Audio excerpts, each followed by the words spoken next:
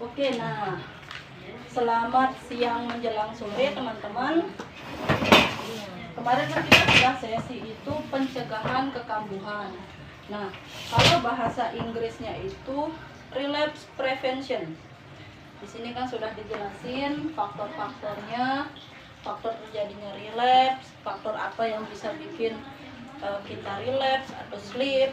Kemarin masih ingat apa perbedaan sleep sama relapse? Sleep seseorang yang hanya sekali 2 kali menggunakan nafza. Oke, yang hanya sekali atau 2 kali menggunakan nafza, lalu dia berhenti lagi, itu namanya sleep. Kalau relapse, Seseorang yang menggunakan nafza dengan pola pemakaian yang sama seperti dulu sebelum pulih atau bahkan lebih parah dari sebelumnya. oke, dia lebih parah atau bisa kembali pola yang lama. Misalnya 3 kali seminggu, besok keluar rehab lagi dia 3 kali seminggu atau bahkan 5 kali dalam seminggu. Artinya dia melebihi pola yang lama pemakaiannya. Nah, itu adalah relapse. Kemarin kita kasih PR, oh bukan sih PR. Kalau PR pekerjaan rumah, PA, pekerjaan aksi. Oke, PA.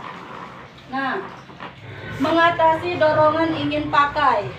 Di sini kan kemarin sudah tak suruh untuk memberikan satu contoh dari poin-poin ini. Kalau menurut Tam-Tam, mencari teman pendukung itu kayak gimana? Cari teman yang ngasih nasihat baik biar tidak balik lagi ke dulu. Ngasih nasihat baik supaya tidak balik lagi untuk pakai. Itu salah satu contoh mencari teman pendukung.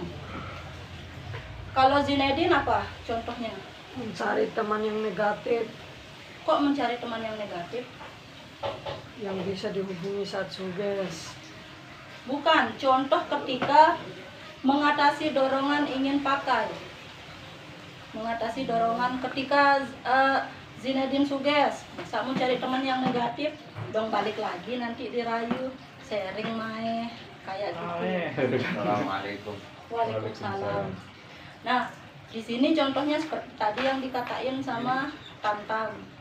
Mencari teman pendukung, artinya teman pendukung yang bisa mendukung kita untuk tetap pulih, bukan malah nyari teman yang negatif.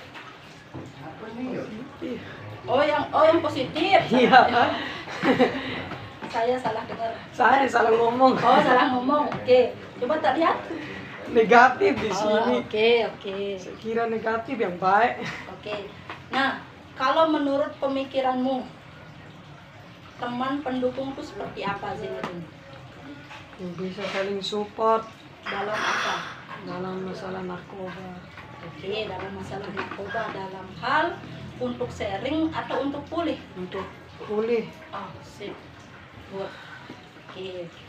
Nah, terus kalau aktivitas alternatif, apa contohnya? mencari kegiatan yang bisa Kegiatan yang segera positif dilakukan. biar hilang sugesnya. Sip.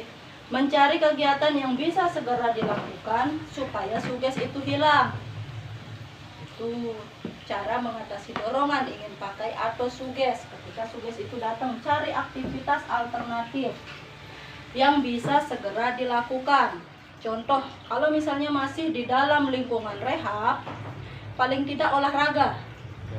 Atau kalau tidak olahraga, cari kembali lagi ke nomor 1, mencari teman pendukung. Misalnya di sini ada Mas Esam atau Mas Aseng.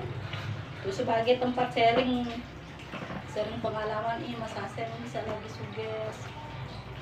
Nanti pasti saya tahu Aseng, dia akan ngasih solusi-solusi yang terbaik.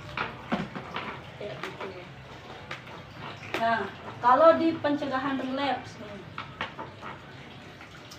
apa contoh dari komunikasi atau sharing?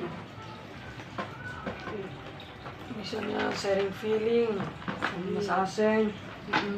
Terus Nah, itu kalau Tam-Tam Ya kayak morning meeting tuh, morning meeting, fokus malam. fokus malam, morning meeting. Nah, ternyata itu juga ada manfaatnya. Bukan hanya sekedar tulisan di jadwal kegiatan, ternyata sharing feeling dan fokus malam ada manfaatnya. Seharusnya sharing feeling atau fokus malam tempat teman-teman mencurahkan. Saya galau. Tapi galaunya kenapa? Galau karena suges, galau karena kangen keluarga, galau karena tidak pernah dijenguk pacar misalnya. Tempat curhat di sana supaya tidak kesepian. Semakin kita suges, terus kita lawan pakai merenung, menghayal, semakin timbul suges itu. Cari teman pendukung. Itu yang perlu.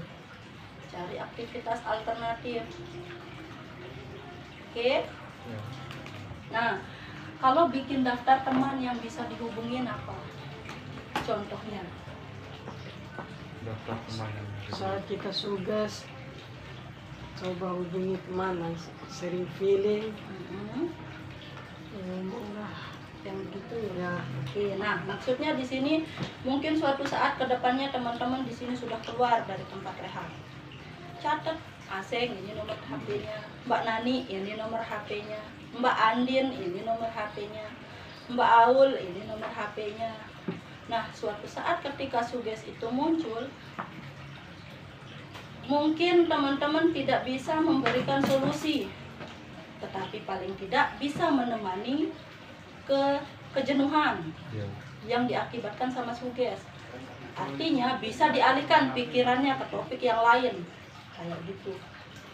Karena tidak mungkin juga kita sebagai konselor 24 jam penuh harus standby. Konselor juga punya keluarga di rumah, punya pekerjaan. Dipikirnya konselor selesai kerja di sini terus di rumah leha-leha, kerja lagi, kerja ibu rumah tangga seperti itu.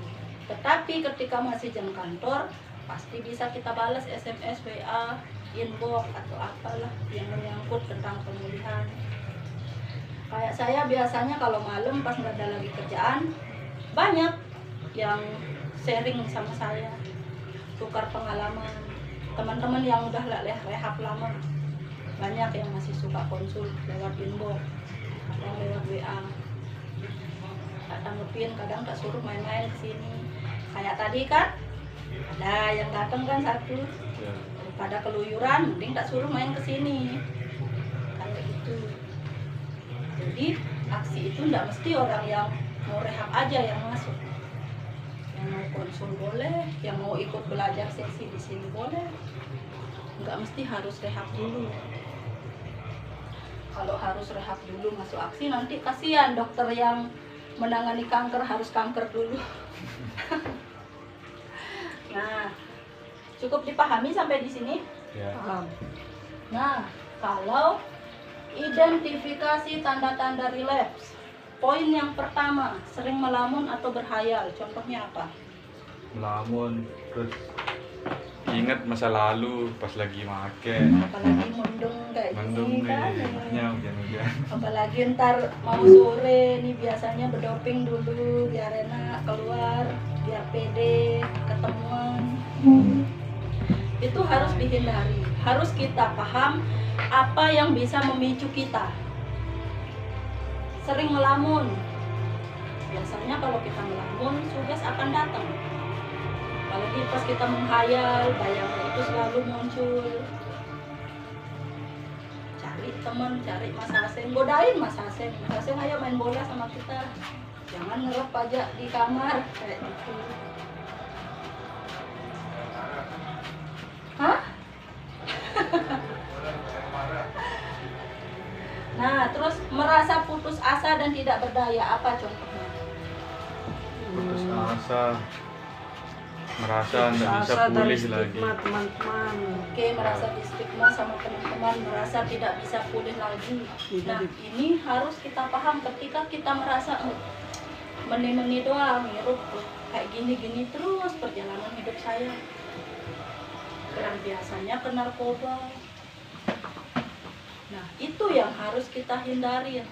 Sebisa mungkin ketika rasa putus asa, rasa tidak berdaya itu muncul, ayo cari aktivitas lain. Bangkitkan lagi motivasi teman-teman untuk pulih. Misalnya tidak disetujuin sama mertua gara-gara pecandu, ayo buktiin bahwa kita bisa pulih supaya bisa direstuin. Memang butuh proses. Tapi kalau kita tidak mulai dari sekarang, kapan proses itu akan mulai? Hidup ini kan kita kayak sopirnya. Kita yang nentuin. Kita mau ke sweater, kita yang nentuin. Oh, jalur ini kadang ada razia. Oh, jalur ini banyak tikungan. Oh, kalau jalur ini lurus-lurus aja. Kita yang nentuin. Begitupun dengan pemulihan teman-teman. Kalau mau tetap pulih, jalannya ke sini. Ini tempat dulu make. Kalau mau lewat sini, ini teman-teman banyak yang ngajakin sharing. Teman-teman yang bisa pilih. Karena pemulihan itu sifatnya individu, nggak bisa kita sebagai konselor memaksakan. Kita hanya bisa, ini loh langkah-langkahnya. Langkah yang saya tempuh seperti ini. Ayo kalau mau ikutin, seperti itu. Ada yang mau ditanyain? Enggak. Nah, kalau sulit mengontrol emosi, apa? Contohnya? Pas lagi suges, bisa kontrol emosi, pokoknya mau marah-marah aja. La ilah. Terus? Apa kalau Zinedine? Kalau berantem sama orang tua nggak bisa kontrol emosi. Sering ya berantem Sering. sama orang tua ya. Tiap Oke. hari. Nah, di sini ketika kita berantem sama orang tua, langkah pertama adalah apa penyebab kita berantem? Karena diri kita sendiri. Bukan sudah tahu alasannya karena diri kita sendiri. Tapi nggak tahu, tiba-tiba nggak bisa kontrol. Itu adalah efek dari pola pikir. Maunya benar sendiri. Maunya benar sendiri. Ayo kita kalahkan ego kita. Percuma kita menang berantem sama orang tua, tapi kita kalah sama ego saya. Tapi kalah sama ego kita. Nah, jadi sebisa mungkin ketika kita emosi, nah biasanya ketika ada masalah, cari akar permasalahannya. Kok mama suka ngeremon? Kok mama suka marah sama kita? Sumbernya apa? Biasanya kita adalah sumbernya, entah itu telat pulang, entah itu uang nggak ada di rumah, gitu kan. Kita juga harus sadar, kita harus paham kenapa orang tua sampai marah. Nggak mungkin langsung tiba-tiba dimarahin, kalau semuanya itu ada sebab dan akibat. Sebabnya kita begini, makanya orang tua jadi begini. Seperti katanya Tam-Tam pas lagi ngedrop emosian. Nah, ketika kita emosi, sebisa mungkin jangan sampai mengalihkan ke narkoba lagi. Ketika kita emosi, biasanya kita pelarian nyeruk. Nanti drop, lagi emosian, lagi nambah, bingung. Mana cari uangnya buat nambah sharingan.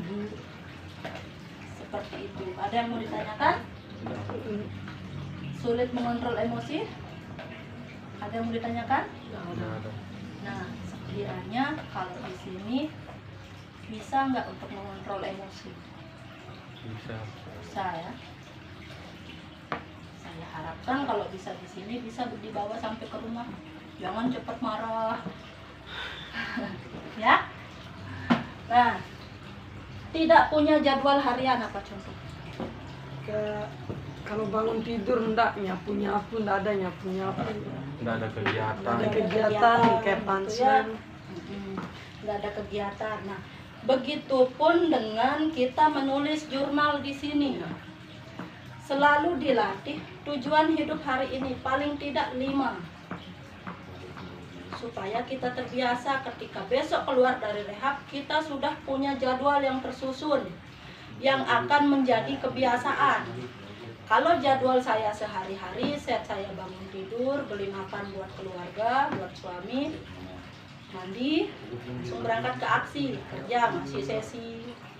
Nanti sore pulang, lagi cuci piring, lipat pakaian. Itu jadwal harian yang jadi kebiasaan dan ternyata itu bisa mengalihkan suges. Hal kecil bisa mengalihkan suges. Kebiasaan suges muncul karena kita sering ngelamun, tidak ada kerjaan, tidak ada aktivitas. Makanya setiap kali tulis jurnal selalu dilihat tujuan hidup hari ini. Mungkin suatu saat keluar dari sini Zinedine bangun tidur, rapiin tempat tidur karena sudah biasa di sini nyapu, dibawa sampai ke rumah, baru mandi terus berangkat sekolah. Itu bisa menjadi rutinitas sehari-hari. Tapi ingat di sekolah, pilih lagi teman-teman, cari teman yang pendukung, yang positif, bukan negatif. Ya? Ya. Kalau, nah ini juga penting, berbohong tentang pemulihan. Berbohong tentang pemulihan itu merupakan satu tanda-tanda ketika kita berbohong. Satu tanda-tanda ketika kita akan menjalani dari sleep ke relapse. Apa maksud dari berbohong tentang pemulihan? Saya tambah. Enggak apa-apa, ungkapin, belajar.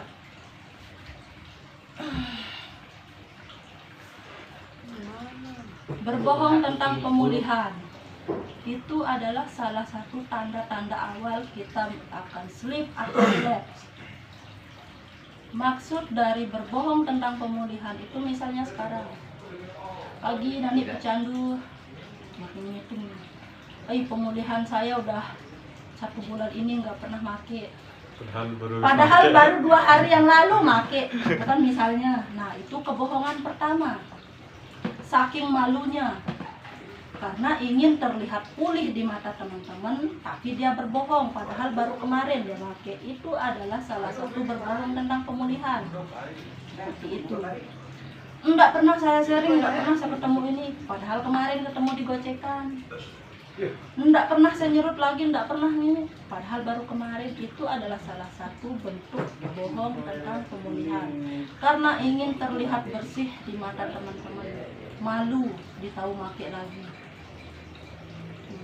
Padahal seharusnya kita jujur aja, tetap kita terima. Iya Mbak Nani, kemarin saya make nih. Nah dari sana kita enggak dihakimin sama konselor. Justru kita akan lebih menggali di mana letak kamu lemah. Misalnya ajakan teman, misalnya kamu kurang aktivitas, atau banyak kelemahan punya uang.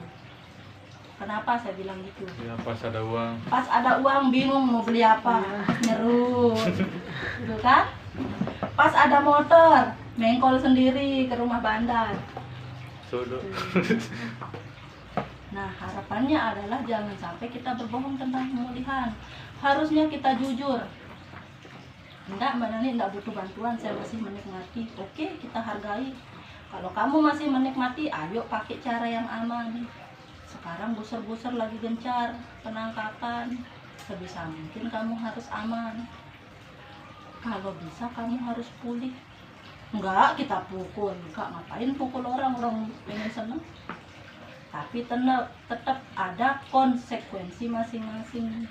Kalau saya tetap make, konsekuensi negatifnya apa? Konsekuensi positifnya apa? Dan kemarin sudah kita belajar, kalau tetap pakai, konsekuensi positifnya bahkan tidak ada, kebanyakan negatifnya. Buron, uang nggak ada, kalau drop nyari uang di mana, kita kriminal lagi. Mama lagi masak, tabung gas dicabut, dibarter, make. Mama lagi masak nasi, Magicom sama nasi-nasinya masih berisi, dibarter. Kayak gitu. Perputarannya selalu begitu. Punya HP masuk dalam kaca. Dapat ayam, lihat ayam, set lehernya patah, barter. Perputarannya selalu begitu. Apapun yang kita punya selalu masuk ke dalam kaca. Nah, tapi bagaimana ketika kita lihat, ketika kita sudah pulih, baiknya apa, buruknya apa? Buruknya palingan diolok sama temen yang lama, sok baru rehab, baru keluar rehab aja udah sok, palingan yang itu. Tapi baiknya banyak, uang ada, Pas bangun tidur ndak kita pusing. Kalau dulu kan baru bangun Bekerja keras. bekerja keras otak ini nyari uang di mana buat sharingan. Nah kalau sekarang kan bangun tidur Pikir pansa. mikirin paling nyapu ini, piket saya di sini, nih bersihin kamar mandi. Habis mandi makanan udah ada, palingan ngerokok. Nggak ada drop, nggak ada sakit, nggak ada pegel-pegel. Dan bisa kita berpikiran jernih untuk menyelesaikan masalah. Kalau dulu pas masih make ada masalah, make masalahnya nggak selesai, Nambah tapi kita masalah lagi lagi. nambah masalah lagi. Pulang-pulang pas mau ngelapor mak gade motor temen, pulang-pulang pas mau minta makan, nanti pas ada uang nggak pernah pulang. Kayak gitu kan kehidupan kita dulu. Ya. Nah, sekarang di tempat rehab ini, ayo kita merubah sama-sama. Kita di aksi siap membantu teman-teman buat berubah. Selama teman-teman mau untuk dibantu buat berubah. Seperti itu, supaya jangan kita dorong-dorong. Kita mau dorong orang, tapi orang yang didorong nggak mau, ya nyungsep. Sekarang, ayo bantu saya. Oke, kita jalan pelan-pelan. Sehari, 2 hari, lama-lama jadi seminggu. Set berganti, lama-lama jadi sebulan. Nggak terasa udah berapa bulan teman-teman nggak pernah make di sini. Nggak make, nggak mati kan? Itu. Nggak harus kita pakai narkoba buat PD. Nggak harus kita pakai narkoba buat tetap merasakan nikmatnya hidup. Mau tahu nikmatnya hidup itu seperti apa? Punya uang 5.000 beli es dawet pas lagi haus seger, nah nikmat. Cuma 5.000 udah ngerasain seneng. Coba sharing 50 enggak cukup, Entah. 100 enggak cukup, kentang kenceng tanggung. Ada yang mau ditanyain? Itu biasa yang jambu ini gimana? Mm-mm. Kampung-kampung itu deh. Salah banget. Iya, Masih kuat ya, kenteng ya. sekuat-kuatnya banyak uang seng kalau tetap dimasukkan ke dalam kaca akan habis. Punya Dan- guna ya. Iya. Mengalir dah kaca. Mm-mm. Kayak sungai dia. Gitu. Oke. Numpuk dah di